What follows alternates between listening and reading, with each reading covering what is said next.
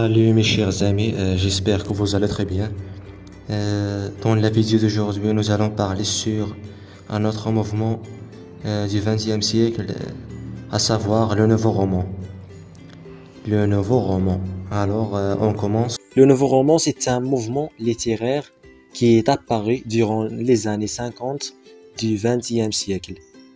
Le nouveau roman, c'est un roman révolutionnaire.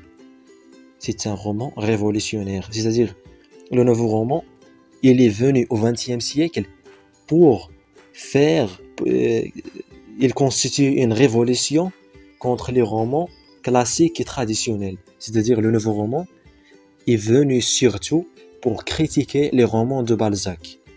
C'est-à-dire, il fait une rupture avec tout ce qui est traditionnel, tout ce qui est classique. Il est venu pour critiquer les romans classiques, surtout les romans de Balzac. Alors, le nouveau roman, il a brûlé les règles classiques. Le nouveau roman constitue une critique des modèles romanesques. Les auteurs de ce mouvement rejettent tout ce qui est en relation avec le roman classique. Parmi les principales caractéristiques du nouveau roman, par exemple, le refus du roman traditionnel, le refus de toute forme de réalisme. Le nouveau roman est venu pour éradiquer le réalisme au profit du nouveau roman. Il est venu aussi pour refuser et rejeter les héros classiques, parce que les héros classiques portent des valeurs positives. Mais le nouveau roman, il va mettre à la place de l'héros classique un autre type d'héros, c'est l'anti-héros. Il est venu aussi pour refuser et rejeter le point de vue omniscient, rejeter la notion de l'engagement, rejeter l'intrigue classique, rejeter le schéma narratif, rejeter aussi la psychologie et tout ce qui est en relation avec la subjectivité. Le nouveau roman se caractérise aussi par l'anti-héros.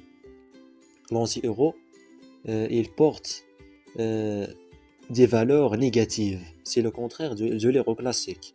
L'anti-héros, il se caractérise par l'impuissance, l'échec, la lâcheté, la fragilité, le manque du courage, l'absurdité, l'ambiguïté.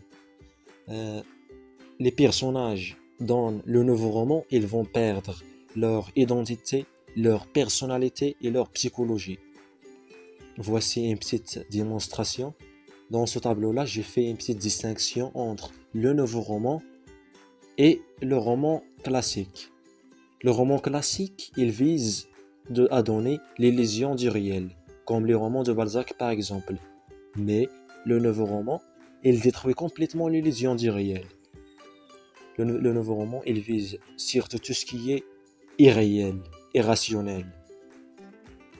Le roman traditionnel aussi, dans le roman traditionnel, les personnages sont identifiés. Dans le roman traditionnel, les personnages sont identifiés, on sait leur nom, leur âge, leur état d'âme, leur état d'esprit. On connaît tout sur les personnages, mais dans le nouveau roman, les personnages sont anonymes, ambigus. On ne connaît ni leur nom, ni leur âge, ni leur état d'âme.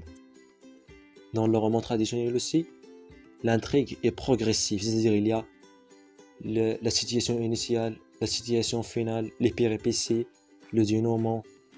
Mais dans le nouveau roman, cette intrigue-là est déstructurée. Il n'y a ni situation initiale, ni dénouement, ni péripéties.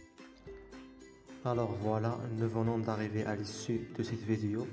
J'espère que vous avez bien appréhendé et assimilé le contenu de cette vidéo.